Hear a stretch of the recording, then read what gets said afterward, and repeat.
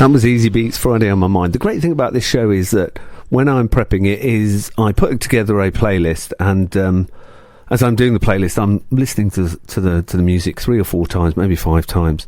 And so you hear some music that you think is okay, and then you kind of hear it so many times that you really like it. That's a great example of exactly that, where the song has been played that so many times in my head that I've got to really, really like it, and that'll be somewhere in my regular playlist now that I'm listening to often.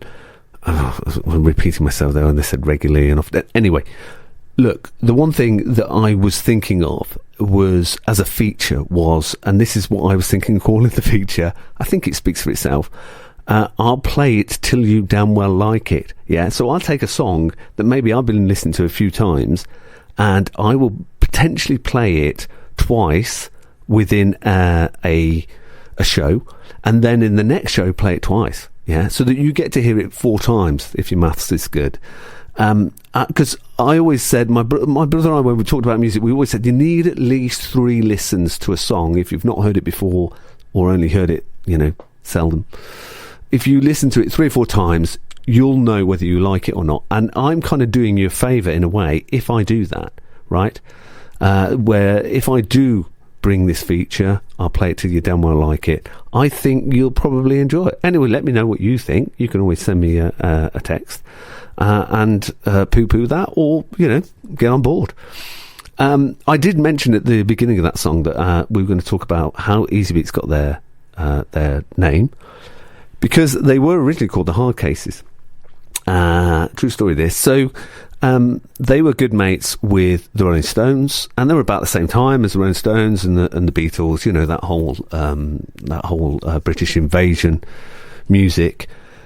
And it was a time when, probably towards the end of the 60s, where the Beatles and the Stones weren't getting on. So I think John Lennon basically said, look, whatever we do, you can bet the Rolling Stones will just copy it, yeah? And I think when they brought out their Sgt. Pepper's, then you got a similar flavour of music, and even like the album cover coming from the Rolling Stones. Now look, I don't want to get into the Beatles and Stones argument, yeah? They're both brilliant bands, no doubt about it. And, that's what the great thing is when you've got lots of bands about, they all influence each other in some way, some more obviously than others.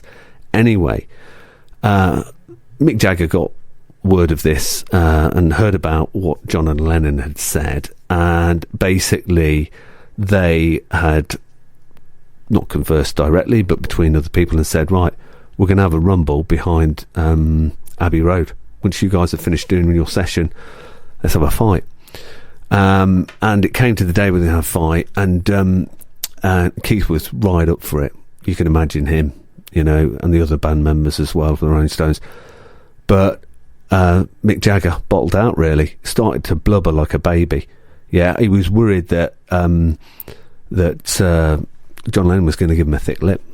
I mean, his lips were quite big as they were. You imagine what they would have been like if that had happened. So he turned. Keith didn't know what to do with him. He really didn't. I think he tried to get him to take LSD. That's what you did back in those days, yeah. But in the end, they contacted the Hard Cases. Now, obviously, Keith thought, with a name like the Hard Cases, they're going to be able to handle themselves, right? So they met as a backup for the Stones when they didn't turn up, and Lennon and McCartney said, yeah, let's have it. It's back of the car park, Abbey Road, big rumble, big fight. Who wins? The Beatles, of course. Yeah, the Hard Cases weren't as hard as they thought. In fact, John Lennon said, them there Hard Cases, easy to beat, easy to beat. And that's how they got their name, the Easy Beats. True story. Look it up. If you don't find it, you're not looking in the right places.